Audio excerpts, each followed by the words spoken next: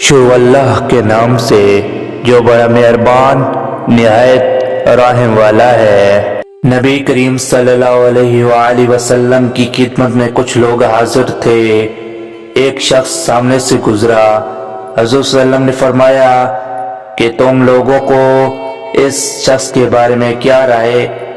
عرض کیا یا رسول اللہ، شریف لوگوں میں سے ہے، واللہ اگر کہیں نکاح کا پیغام دے تو قبول کیا جائے، کسی کی سفارش کرے تو مانی جائے گی۔ یہ سن کر حضور صلی اللہ علیہ وسلم خاموش ہو گئے۔ اس کے بعد ایک اور صاحب سامنے سے گزرے۔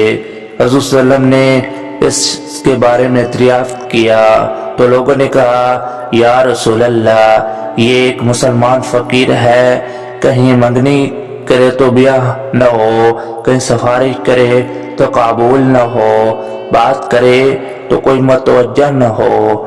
آپ نے ارشاد فرمایا کہ اس سے پہلے جاسوس اگر ساری دنیا بھر جائے تو پھر بھی یہ شخص ان سے بہتر ہے۔ مطلب یہ کہ محض دنیاوی شرافت اللہ کے ہاں کچھ بھی وقت نہیں رکھتی۔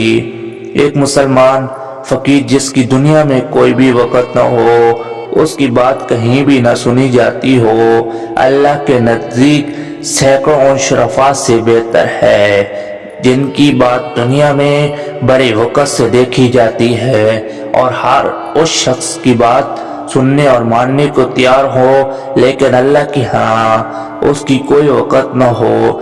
دنیا کا قیام ہی اللہ والوں کو برکت سے ہے۔